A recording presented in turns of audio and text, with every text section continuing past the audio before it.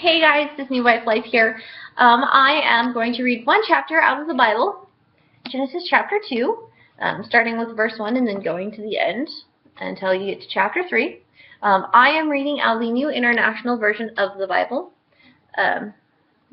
As a note, I do suggest reading the Bible as I'm reading it because I'm going to get the rivers' names wrong.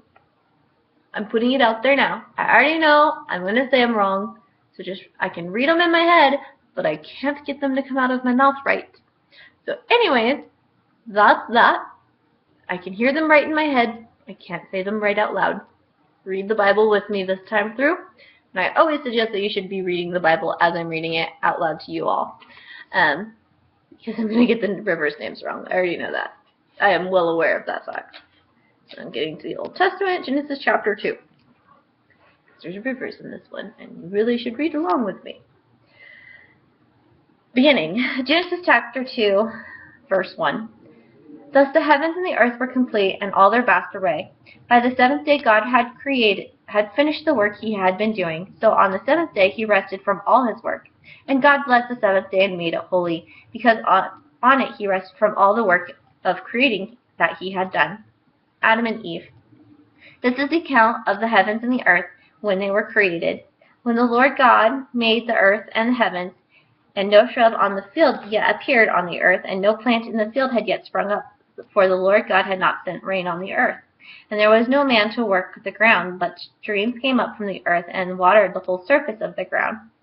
The Lord God formed the man from the dust of the ground and breathed into his nostrils the breath of life, and the man became a living being. Now the Lord God had planted a garden in the east, in Eden, and there he put the man he had formed. And Lord God made all kinds of trees grow out of the ground, trees that were pleasing to the eye and good for food. In the middle of the garden he put the tree of life and the tree of knowledge of good and evil. A river watering the garden flowed from Eden from there, and it was separated into 4 headwaters. The name of the first is Pishon, and it winds through the entire land of Havilah, where there is gold. The gold of that land is good. Aromatic resin and onyx are also there. The name of the second river is Gihon. It winds through the entire land of Cush. The name of the third river is Tigris. It runs along the east side of Ashur, and the fourth river is Euphrates. The Lord God took the man and put him in the Garden of Eden to work over it and take care of it. And the Lord God commanded the man, "You are free to eat from any tree in the garden, but you must not eat from the tree of knowledge of good and evil, for when you eat of it you will surely die."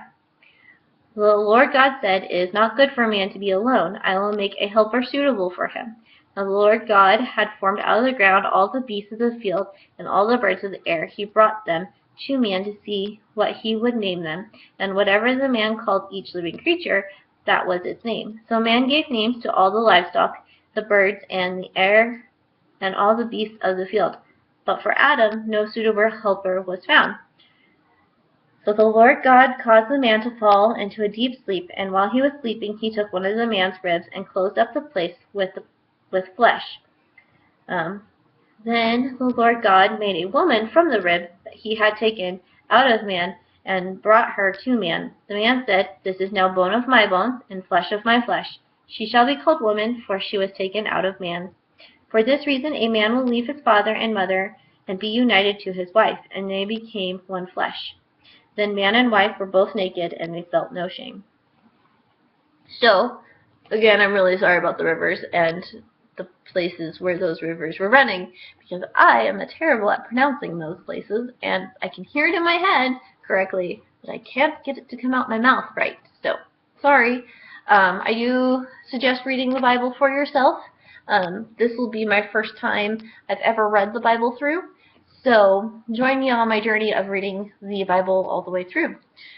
If you have any comments, questions, or you want to share with me some devotions that you do every day or once a week, or if you have any suggestions of other cultures or religions or anything like that that you think I should learn more about, please comment them below. Also, if please subscribe. This is something I'm only doing once every week, just Saturday, reading one chapter out of the Bible for you guys. And that is what I'm committing to, is reading one chapter out of the Bible every week.